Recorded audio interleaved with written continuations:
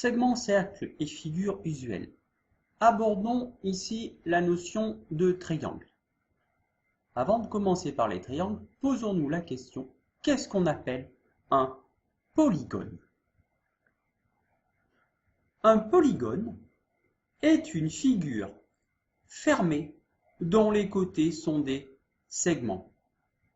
Alors polygone se découpe en deux, poly qui veut dire plusieurs et gone qui signifie côté. Figure fermée à plusieurs côtés qui sont des segments. Voilà par exemple un polygone qui a 1, 2, 3, 4, 5 côtés.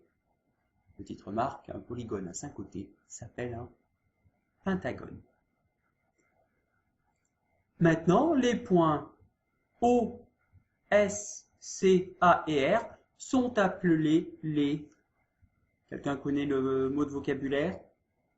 Sont appelés facilement, un mot que vous avez déjà vu à l'école primaire, sont appelés les sommets.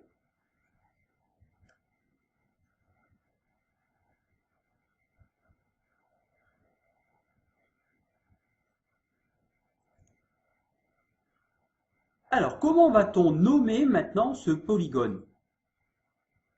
On va bien sûr utiliser les noms donnés à chacun des sommets. Comment peut-on le nommer? Par exemple, allez, O, S, C, A, R. Quelque chose d'important. Il faut donc nommer le polygone en faisant le tour dans un ordre que vous avez décidé. J'ai dit ici O, S, C, A, R. Oscar en fait ici. Mais je pourrais le nommer autrement, en commençant par la lettre A. Allez, A, R. Je continue à faire tour. O, S, C. Je pourrais aussi commencer, pourquoi pas, par la lettre C. Allez, pourquoi pas tourner dans l'autre sens? J'ai le droit. C, S. Ensuite, O, R, A. Une fois que vous avez décidé votre point de départ, vous tournez toujours dans un sens et vous respectez. Alors attention, un piège dans lequel il ne faudra pas tomber. Par exemple, Saroc, S-A-R-O-C. Est-ce que c'est le polygone que l'on a?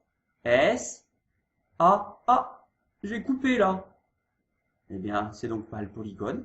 Saroc n'est pas le nom de notre polygone qui est ici. Donc l'ordre des lettres est quelque chose de très important quand vous citez le nom d'une figure. Après avoir vu les polygones, passons au triangle. Qu'est-ce qu'un triangle en fait? Bien sûr, un triangle est un polygone à 3 côtés. Voilà un triangle. A, B, C. C'est son nom.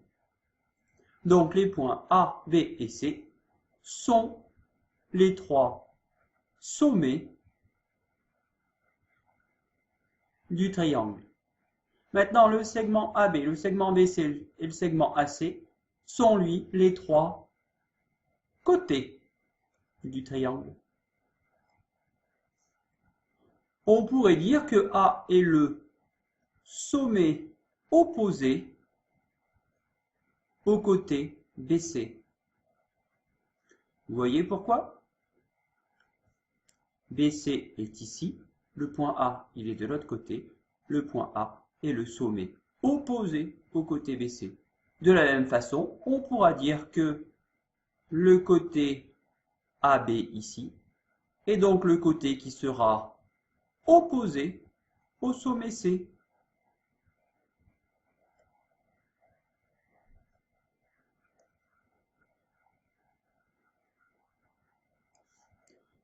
Après avoir vu donc tout ce vocabulaire, il nous reste maintenant une partie importante du chapitre, qui est donc de passer à la construction des figures usuelles, comme le triangle.